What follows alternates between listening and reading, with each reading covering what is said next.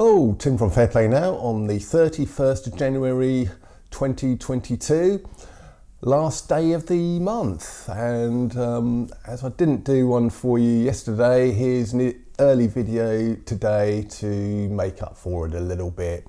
But I woke up to the news this morning that apparently here in England, the November Hotel Sierra Big V mandate is set to be scrapped.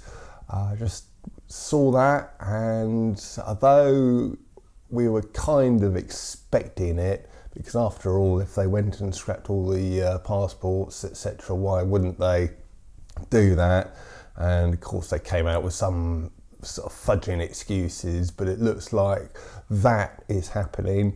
No word as yet whether that is going to extend to the care home workers as well. I hope it does, although that's a bit more complicated because that's a done deal and many of them are already out of a job, and whether they'll be able to get them back even if the mandate for them is scrapped is debatable, but hopefully that is going to apply to them as well.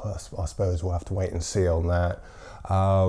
So that is good news, but another bit of news that I saw from one or two of my sources is, you know how we had this kind of thing just coming up to Christmas and over Christmas where it wasn't clear whether Christmas was going to be cancelled. Yeah, right, yeah, try it, but it wasn't going to work, was it? But we kind of had this question mark coming up to Christmas, didn't we? And will they try and do that? Won't they? Well, it transpires that Johnson wanted to follow Sage's advice and actually cancel Christmas, and he was prevented in doing so by a kind of a cabinet revolt, including Lord Frost. That's what his resignation was all about, I think, which happened, I believe, around that sort of time, wasn't it? It was just before or between Christmas and New Year, whenever it was. So that kind of transpires that was what that was all about.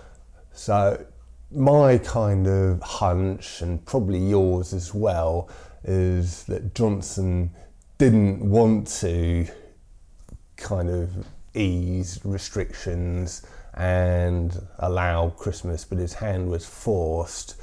And yeah, it looks like that was very much the case. So it just shows you that he is just as much a weasel as people like Trudeau and Ardern and Macron and Sturgeon and all the rest of them. You know, he's by no means this happy, jolly character who kind of decided out of his own sort of goodwill, as it were, to sort of go easy on the English people.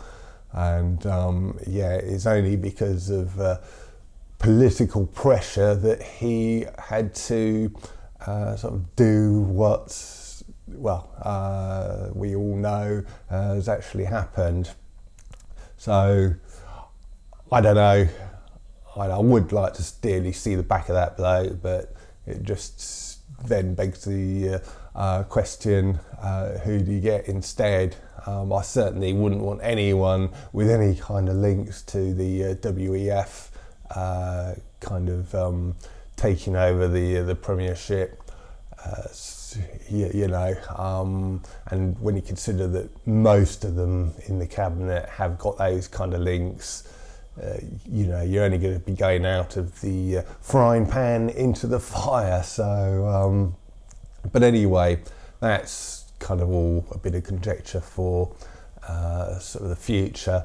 But I just thought I'd hit you with the good news this last Monday morning of January 2022, that the mandate that everybody was fearing for the November Hotel Sierra looks like it's going to be no more.